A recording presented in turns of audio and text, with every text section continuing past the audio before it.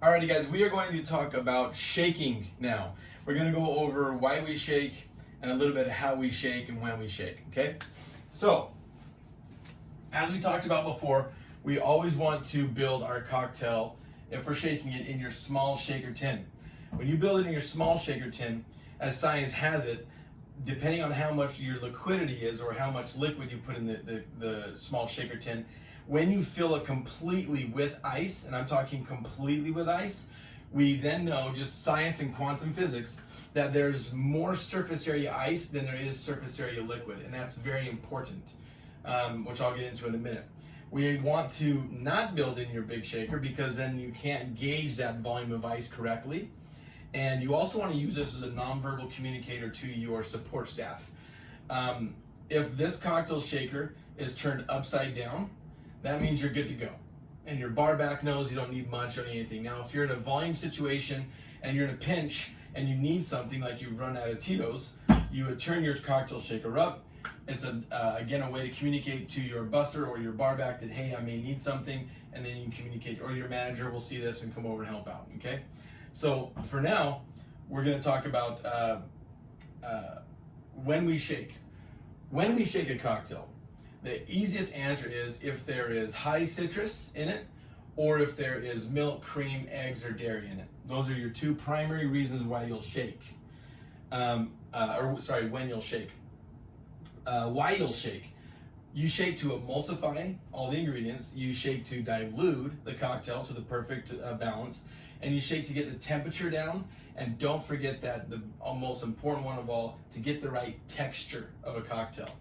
Now that we understand when we shake and why we shake, let's talk a little bit about how.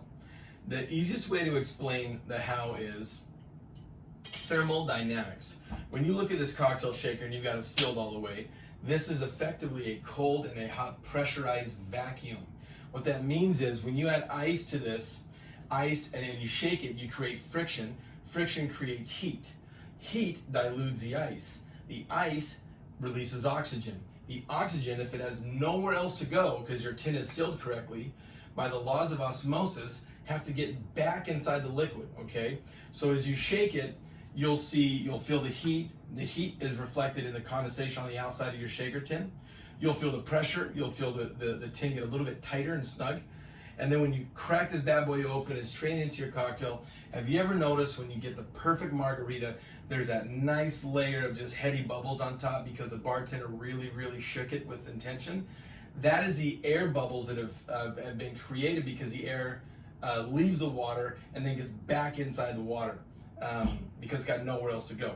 So that's a little bit more of an in-depth explanation. If you have any questions on things like this, I am a thermodynamic nerd, so please email me or text me again, and we'll go over that. Now, let's talk about how to shake. I'm going to be real brief on this.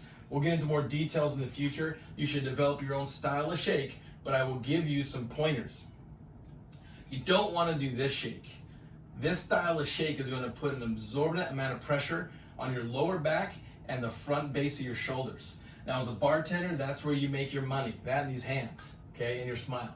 But you don't want to mess up those shoulders and your lower back. You'll be hating yourself after a couple years behind the bar.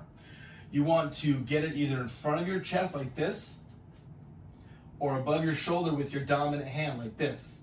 If you're left-handed, it's going to be this. Your dominant hand is always your back hand, okay? How you hold your tin, again, we'll get into. You typically should, unless you could one-hand it and you got big old mitts like I do, you can one-hand it. If not, while you're learning, I want it to be front and back. Shaking it in front of your chest is going to alleviate a lot of pressure off of your mid and lower back and your upper back. And shaking it above your shoulder takes pressure off of, again, your whole back and also your wrists and your arms and the whole gamut. So I'd encourage you to do this.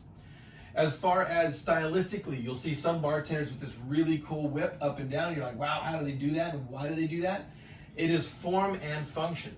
It's not just about the stylized shake. What they're doing is, by creating adverse movement of ice within the shaker tin, by whipping it around, they're creating those really sexy heady bubbles on top of your cocktail.